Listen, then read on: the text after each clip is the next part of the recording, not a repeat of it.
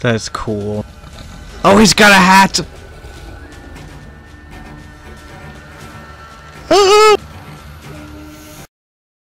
Oh. This is what I get for... Oh.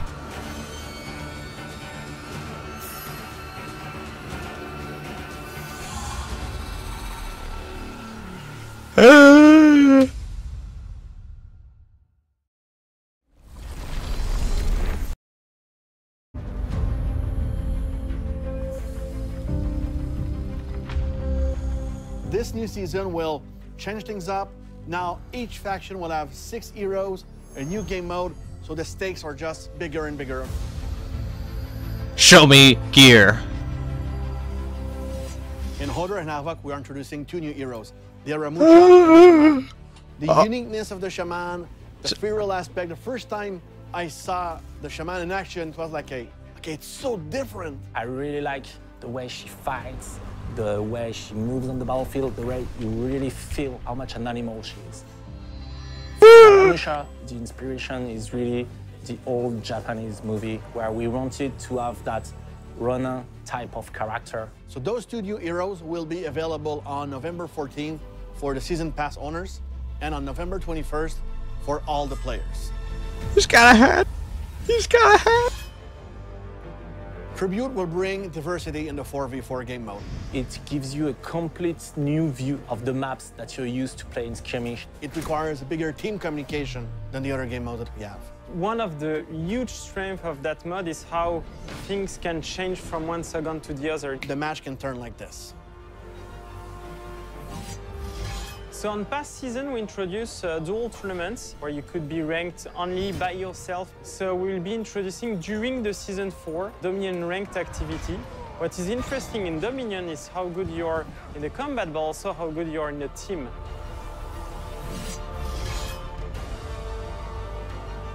So Market Town is the latest entry in the Samurai maps. It's beautiful. One thing that makes that map really unique is the usage of zipline that allow you to quickly go from one place to the map to another.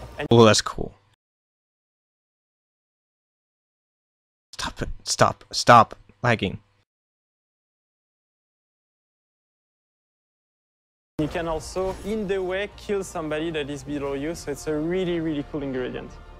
Gauntlet is our new Viking map. It's a Dominion map, and it's the first time we do a Viking map that big. I like the entrance of that map with the 2 massive skull statues. It's really a cool map to play. People love executions, so now you will be able to equip 4 executions once. So this way you can select a small execution if you have somebody near you, or a very long one to gain more health. And it's also a pride feature, of course. One of the things we wanted to do also with Faction War is to help players make the right decision. So we're highlighting you the 3 most interesting territories you should look to put your war assets on. We introduced for the first time a few months ago the double XP weekends with the XP Fest. It's something we want to expand. So we want to make a lot of stuff. I hope people are excited. That's sort of your overview. And over the next 2 weeks, you'll get more details. As I said, today we're going to go in detail on the Faction War stuff in there. We're going to go in detail on the patch notes. Next week, if you've been around a while, this is usually how we do it. Next week, we're going to sit down with our art and design teams to go into the new maps, but also the new heroes in detail there. maybe some of the menus, multiple executions. New gear. But yes, I hope you're really excited about that. So let's kind of recap it in case people were filtering in and out during that video, and we can give more details where we like. Yeah. First of all, Order and Havoc. Get used to that. Order and Havoc. It's Can you do it again, please? Order and Havoc. Begins November 14th. And if you have been around, you're familiar. If not, maybe not. But for that first week, people with a season pass have access to those 2 new heroes, the Shaman and the Aramusha. And then if you don't have the season pass, you have access 1 week later on the 21st. You can get them for 15,000 steel. Sorry. And spending too much time with French people. Yes, I get distracted when people start typing on the screen up there. Yes, the two maps are Market Town, which I don't know if you noticed, it's got zip lines. Oh yeah. The zip lines are pretty sweet, and you, as you said in the video, really you can cool. launch off Even them and more kill in people. Tribute. Yes, and Gauntlet is the other one. I just wanted to make the difference here so it was clear that Gauntlet is a Dominion map, Yes. as well as Brawl and Duel. And elimination. And elimination. And elimination. And skirmish. And Market Town is Tribute. Market Town is not a Dominion map. Tribute, skirmish. Yes. I mean, it's everything but the Basic, yes, exactly. I was trying to put it in the positive side, not the what it isn't. But yes. But that one is super awesome for Tribute, because that's the one I played the most on for Tribute, and it's really Yeah, great. Market Town is great. And speaking of Tribute, I thought maybe you'd want to share some of Let's the start details. with the Tribute stuff. Okay, why not? Stealing that We from did you. a public test of Tribute back in September, I believe. A number of you participated and gave us a ton of feedback. So I thought we would share some of the changes that you'll see in the final version of, or the live version of Tribute. Nothing's final in this game because we're here forever. But the live version of Tribute. So what are some of the changes? Maybe we have a video first to show do what actually. Tribute is to players. Good memory. Because some people played. Some people played, some didn't. So Yes. let's check out the new mode for Season 4 Tribute.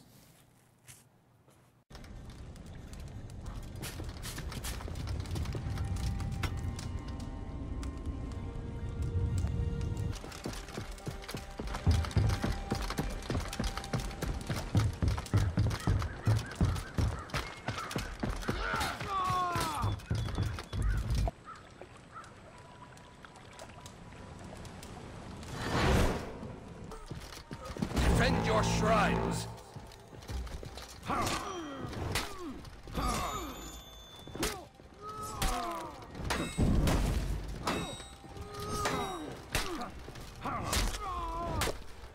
No superestes.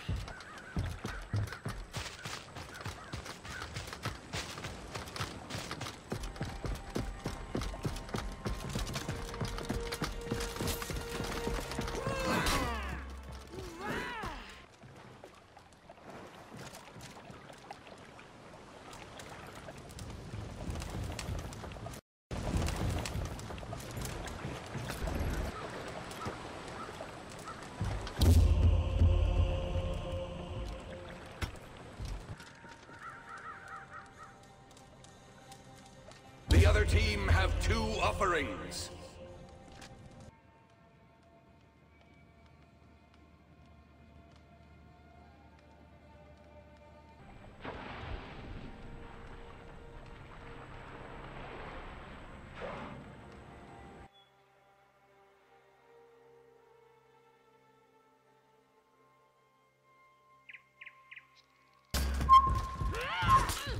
Time up. You win.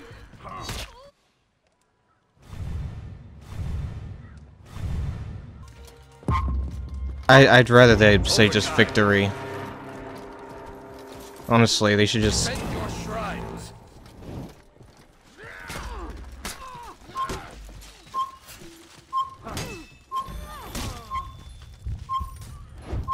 The enemy rally.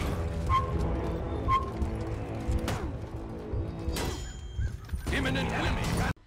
Well, after that cinematic, I was really hyped, and I got up and walked away for a moment, and then I came back and I saw that they were talking about the Ronin, and one of the things they said was that he has this chain where he basically can, if he gets into the chain, he can hit you, like, he can do it infinitely.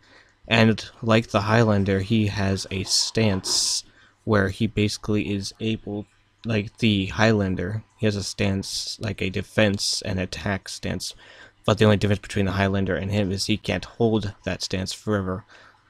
Basically, he has a short block stance, like, so one of the things I was hoping for the shaman is that I'm pretty sure she's going to basically be a mixture between a berserker and a warlord, because she has an axe and a sword.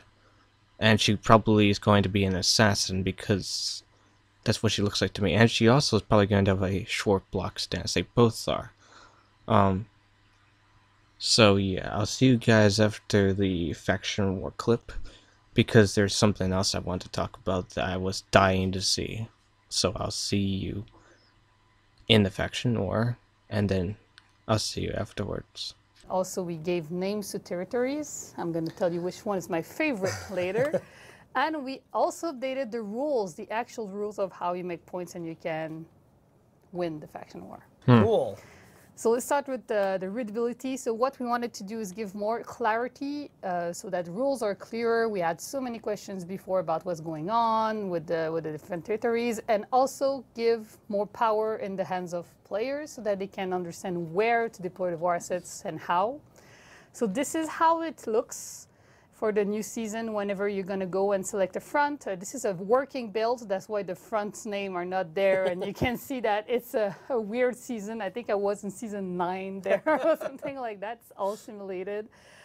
So the first thing that we changed is change the little cross swords that were hard to understand with actual arrows that tells you, okay, you're going to win that territory. And everything that you see is now faction based. So I'm a Viking, of course, everybody knows that. So everything is actually related to the Viking faction. So it's clearer for me to know what to do. Oh, cool. When you go in the war map, That's we now cool. have a new visual that is much, much clearer and easy to see. You can still see the volcano, guys. Don't worry. We didn't make it so that you can see it. So we changed the visual so it's clearer to see. And you can actually see again the little arrows that tells you what territory you're going to win or lose. And the biggest change is that we transformed the percentages into actual amount of war assets that are on that territory. Cool. Of course, that's a working build. There is not many war assets. There will be that more you than can 44. see. It's the games that the tester did and the war assets they deploy on that build. But you will see the actual numbers. So now you can easily see, okay, that territory doesn't have a lot of war assets on it. I'm going to concentrate there. Or there's too much, so let's take another one. Because percentages were great, but they would never tell you if that 2% is made out of 1,000 war assets or 10 million. Right. We also gave you some information about what is going on right now for you and for your faction. So again, everything is faction-based, so you see all the information related to the Viking. That'll be Unless handy you go when we into detail, and then you can we'll also find out see if we're how winning or many, losing. war assets have been deployed for all the factions that are fighting on that territory, all the details. So we hide nothing. You see all the information about what's going on all the territories, so you can strategize more and have better strategy, like you see here. Sorry. That little thing that you see blinking now is a concept that we call hotspots. So these are the closest territories, actually. So when you see something blinking and you don't know or don't care about where to deploy war assets, just go on the blinky thingy, and it's going to tell you where is the closest. It draws your eye in. Yeah. Exactly. And you can also see the amount of war assets you deployed yourself on that territory, so you can keep tab of your progress and your effort. So now for the world building, we wanted to give a more concrete setting for the faction war. It was very abstract. And also, we got very inspired by your love of the volcano. So we wanted to make it a bit more inspiring and exciting. So here's what we did. First of all, we changed the terms of the faction war. So the tactical view is now the world map, the war map, sorry. The territory update and turns are both battles and battle preparation. So basically, you prepare for the battle, and when the turn, or the turn is over, then it's a battle. So that change of turns is really when the battle happens. Exactly. Cool. And the rounds on our campaigns, the war assets are troops. So you see, we went to with a very military vocabulary. You know what would be now when really you cool? Express your stories and you tell what's happened. Hold on. You know what would be really cool is if like Oh, I didn't mean to do that. I'm sorry. Hold on a second. Wait. No, go back in. You stupid people. Technical difficulties. I just had an idea. I thought it would be really cool if, like, if someone attacked one of your own factions, if you were able to, like, fight back, like, literally, like, you could go into that faction, into that area with, like, one of your characters and, like, fight them along with, like, everybody else, like, them for a little. Located But here in we the go. world. Be cool. So lastly, we did some rule updates. So we wanted to make it, to keep it fair, but make it a bit more engaging for the community. So what we've done is first we changed the battle duration. The old term was term to 11 hours. The reason is because whenever you would come back to For Honor the next day, if you play every day like a dedicated player, everything would have changed and you don't recognize the state of the war that much. So you wanted to make the turns longer, and it's also going to tie in with what I'm going to say afterward. But we made it 11 hours so the time zones will shift. We observed that some time zones are more played in a faction than the other, so this will even that out. And the last improvement, which is probably the biggest one, is the troops carryover. So after a battle, aka a turn, 50% of the winner's advantage remain on territory. So that means, in that circumstances, after the battle or the turn, there will remain war assets for the Vikings on the territory. It carries and stacks every battle, and so that means that each battle, so each turn of the round, the campaign, matters. It will grow. So your effort in a specific round, a specific battle, will carry over through the whole campaign. So make sure about how you make your decisions to avoid enemy players to take a stronghold and just stay there and have too many war assets. Or if it happens, you can always isolate the territory so they will lose their war assets. That's awesome. So this is a big, big change. And as a warning, we snuck that into the last test server under the hood to gather some data. But we may have to tweak it during the season. I hope we won't need to tweak the 50%, but it's possible. So that's the main change of the faction war. It's a big deal for the rules. So this will all happen at the start of the season, and I hope people will enjoy the changes we've made. Yes, that's so many things. Thank you so much. Speaking of data and yes, thank you, Maddie. Data. The new battle preparation length is 11 hours. Yeah? Yeah. And that wasn't just an arbitrary choice. You actually used the data of our current players. You can run simulations. So like, absolutely, 11 wasn't just you just throwing a dart at a board and be like, yeah, 11 hours, that's good. Exactly. So we made a lot of simulations, and we used the data from the test servers and also what we had before, because we harvest all the numbers from the faction war, and really that number will both, we think, be more organic when you play. So the war will change every day, but not too much, but also lessen the problems of the different time zones. Cool. Okay, we have one question. Oh yeah, I made a mistake in the PowerPoint. From it Sean, was 93. 6 hours, not 4 hours for a turn before. Right. You did this late last night. I did. I asked her before leaving the office, hey, can you do a PowerPoint? So thank you for doing that. Yes, 6 hours, not 4. Cool. Well, if you have questions, Bio actually will love to answer them, so send them my way. And we'll get them answered for you if you want to discuss on Reddit, wherever. Let us know. But thank you very much. I'm excited to see this in action. And I hope Setback, I hope you're taking notes for your Faction War update videos. You've raised the bar pretty high, and hopefully this, with all these changes, you'll be able to keep up. But thank you. So let's bring it back to Roman and Damien, and we'll dive into these very long patch notes. Thank you very much. Thank you. So yeah, it looks like the faction war is going to be very, a lot better than it was, to me anyway. And it's exciting. So, now, we're going to move on to the thing that I've been very badly wanting to hear. Yeah, I forgot to mention the other video that I'm very excited that they are finally allowing us to have 4 executions instead of just 2. So that is exciting, but what I'm really excited for is this next video. I cut everything else up to the point where they mention it, because everything else really didn't matter to me, except a few things. One thing is, yes, the turtling thing is over after this update happens, and they also increased the amount of stamina it takes to roll out of the way of something. So originally they had it on 50, so it's 60 now, or maybe it's 40, 50. Yeah, it's 50 now. So people were saying that basically gives the warden like a lot of hope.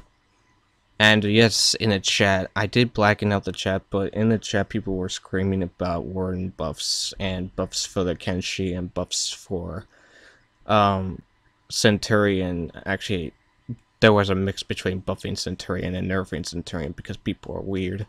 Someone even said nerf the Kenshi, and I was like, why? So, yeah, it's very fascinating. So I will see you after that exciting video.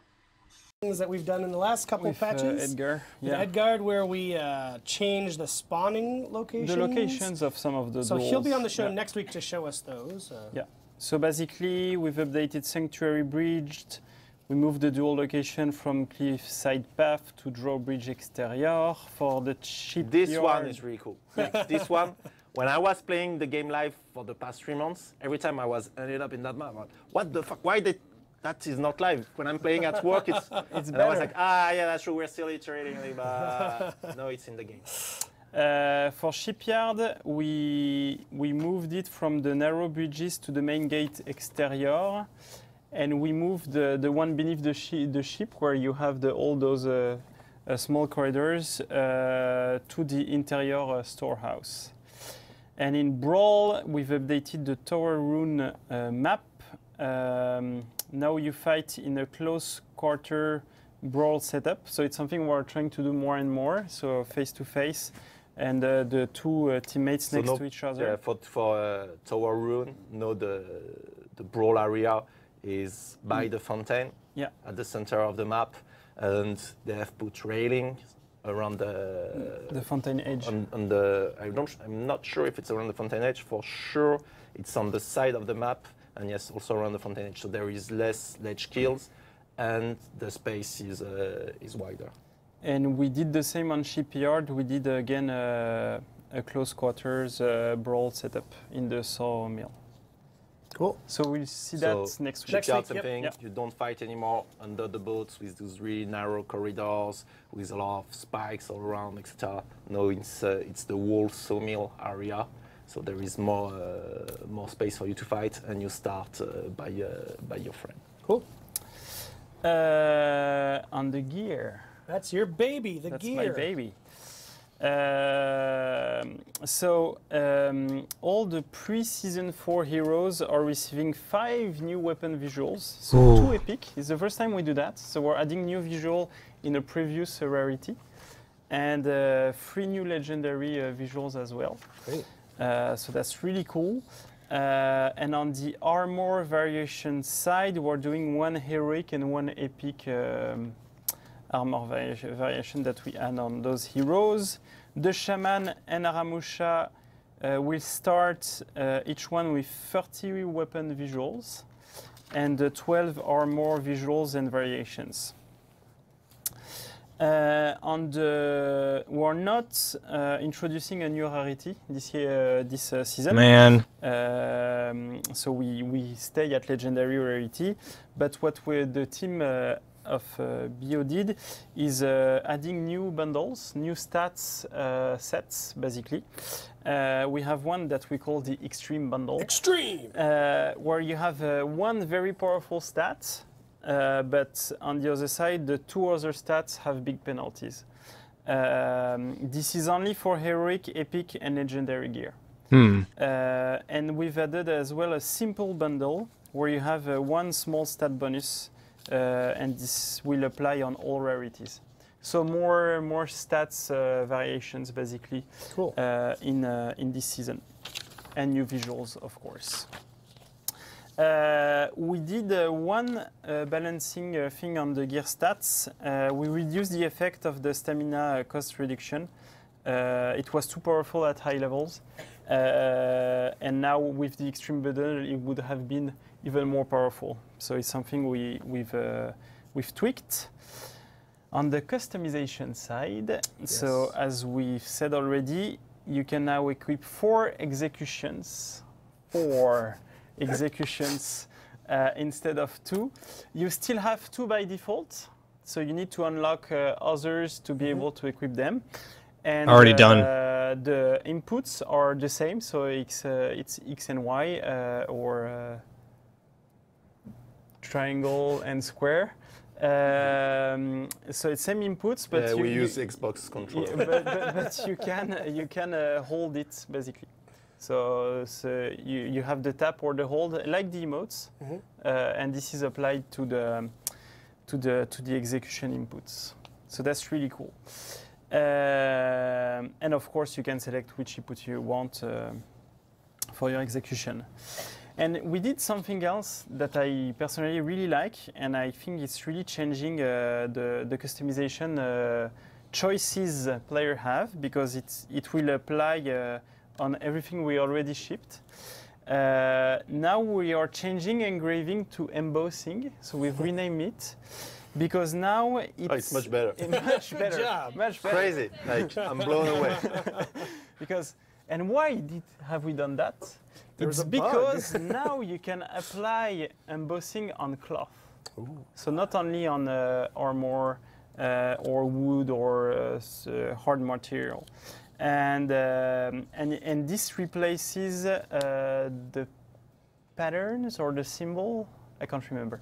But you can really make a very cool cloth with that. And this is especially true with the Aramusha. Yes. That is very cloth-based. So we're very happy about that one for the customization. Cool. The reason why that video is exciting is because, as you said, there is going to be epic and legendary gear. And also that we're going to be able to add stuff to cloth now, not just armor and stuff, which is exciting. So I'm looking forward to whatever gear is going to be. I'm sad they're not adding another tier, but they'll probably mention more about that next week. Which is fine. As long as they're adding gear, that's fine. Because that was probably one of the few reasons I would bother going after season 4. But I am going after season 4 for multiple reasons now, not just for the gear, but for the executions, for the maps. Tribute is to me, because it just looks like another one of those modes where people are gonna kill each other and exploit things as usual, but it's for honor. Another thing is that the 4v4 tournament mode is exciting. They did not mention anything about the 2v2 tournament mode, but they did last week, but they didn't for some weird reason this week. But if 4v4 tournament mode doesn't, it sounds fun. I'm terrible in tournament modes because people are just infinitely better than I am, but I've been practicing, so is my buddy Tyler. So hopefully things will be better. But I hope you guys enjoyed this long video of me just reacting to this thing and showing you guys stuff. If I have missed anything, you can go and check Petja's channel, which I'll leave in the description below. He covers a lot more stuff than I ever could. I just came here to react to things, to talk about things, and I'm really excited to see what season 4 has for us. I hope you are all too, so leave a like and subscribe because there's always room for more. See you on the next video. Goodbye, everybody.